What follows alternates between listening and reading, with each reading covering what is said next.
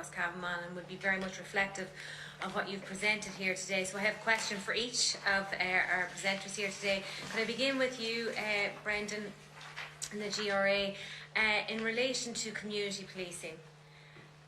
We've heard you out quite a bit, I suppose, talking about the impact the changes, particularly around rostering, is going to make. And I just wonder if we could tease out a little bit more about, particularly with rural counties, I'm going to be parochial here, that's my concern, a constituency and division like Cavan Monaghan, which also includes Louth. And we have great work being done on community policing, and I know, Tony, you mentioned it too. I mean, the engagement with businesses, the engagement with schools, the engagement with elderly people, and community policing. Gardaí who are working in that area would often tell me that they're getting information that they wouldn't have got before community policing was, there and visible. And it has that visibility that we're all talking about that is so incredibly important. So you might just extrapolate a little bit on that. And Tonette, I see in your own presentation here, you talk about the 3 county divisions. And I suppose the impact that that's having on that very question about visibility.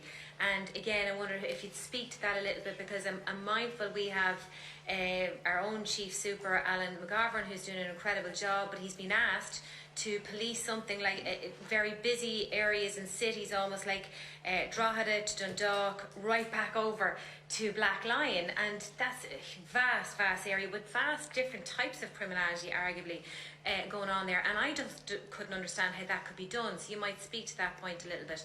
Adrian, I mean, we've seen how tourism has been impacted long before we had, I suppose, the reputational damage that you've talked about.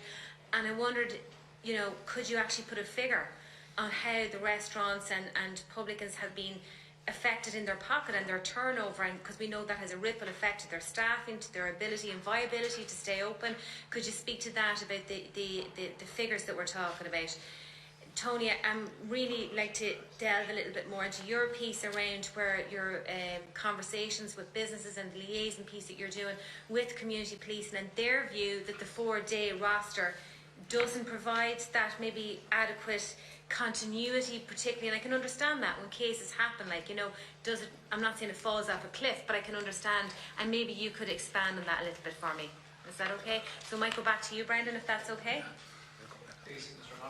Yes, Deputy, in relation to your questions on community policing, absolutely, I suppose we would share those views that community policing really has a massive impact on community, and we're talking the sort of crime that really impacts on quality of life, like antisocial behaviour and that sort of thing. So in relation to rostering and making those personnel available, the first thing we have to say is that the adoption of the GRA proposal on rosters has meant that the Commissioner is not moving back on to the 5-unit rosters. We've actually meant that a lot of people who aren't permanently allocated to community policing but are assigned to those duties will continue in that role. Also, the roster proposal that we put forward has a non-core element, which has those community officers that won't be working at the more twilight hours, as in between 4 and 7 a.m, so they're more available at the times when the community need them.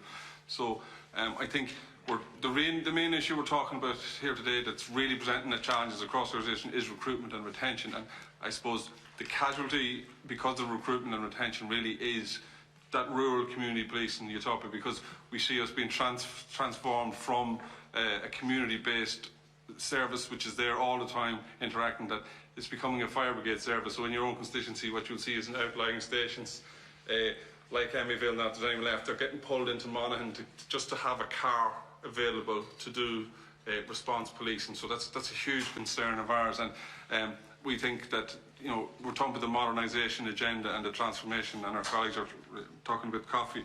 The real casualty, or not the casualty, but the danger here is that as we move towards a model of policing that really is taking away that connection and making us just response policing, operating from centralised centres. And we saw in 2013 when the station closures programme and the community were told modernisation, technology and a fleet of vehicles will put more visibility in communities, but I think it's just experience. Can I interrupt you there? Another important piece I would think around that is drugs, the drugs units within divisions all across the country. Cavan Monaghan, has 12, I think, are the allocated to that.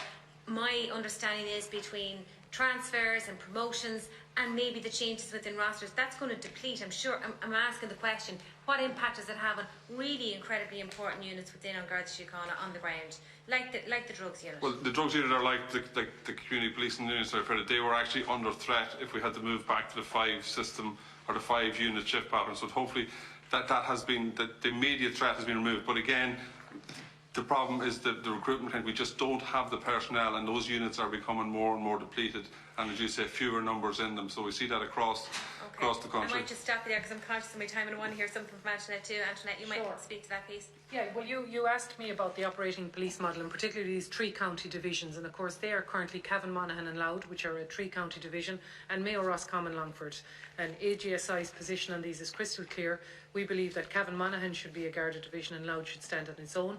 Mayo should be a Garda division and Roscommon and Longford should be joined. So we are actually actively seeking management to revisit those 3 counties, because our view is that the current operating model of policing, and this is where I go back to the Commission on the Future of Policing in 2018, this model was designed for an Irish society in 2018. Is it still suitable to meet the needs of Irish society in 2023 and going forward? And our belief, as a singular model of policing, it is not suitable.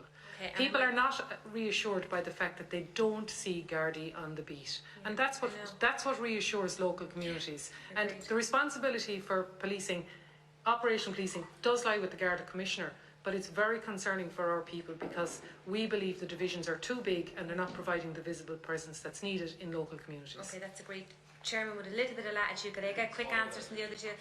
Adrian or Sean? Hi, thank you for allowing me to talk on this discussion. I suppose firstly, I'm in business 23 years. I thank the Guards for the presence that they've facilitated us throughout those years. Regarding your question, I suppose, on the direct impact of crime has on restaurants, say, in Dublin city centre, I don't think there's any direct figure that we could pull out, because we're at the current climate, unfortunately, we are under severe pressure from many facets of operation of our business that are having a severe impact. So you need footfall more than ever. Footfall more than ever. I think really this is about an image. I was in town myself on Saturday. You know, from our point of view, it comes back to visibility, the simple presence of getting more people on the street. I drove from North Dublin, from Clontarf, through all the way up to Camden Street. Unfortunately, on that journey, I didn't see a single Garda presence on those streets, not a single one. So now I don't know what the actual figures are for Garda on the streets, but I think, is it affecting our business? Yes, it is one of the factors that is definitely going to affect it. And the longer it goes on, there is a feeling that I guess people will feel of certain age brackets that they do not want to go into town, and that is something that cannot happen. I think we'd strongly be in favour of supporting, you know, more resources for the Guards where we can. Thank you. And Tony? Okay. Yeah, thank you. So we would hold, Dublin would hold our meetings about every 6 weeks or 4 weeks if necessary. We would make economic use of calling the Gardaí to be at those, because we realise how stretched that they are. So what the business community would be saying is, in our area, because they're used to a small area of policing and the geography of the area is divided up amongst the community Gardaí, they would like to see that Garda for more than 4 days. I wouldn't ask the Garda themselves out of respect for them, because I think we have to let the course of the negotiations with ex-colleagues take place in relation to what eventually will come out there. All I will say is that the business community hugely desire to see the community Gardaí. They're a huge, valuable asset to them because of the unique knowledge that they have, and they would like to see them for a greater period than 4 days. Thank you.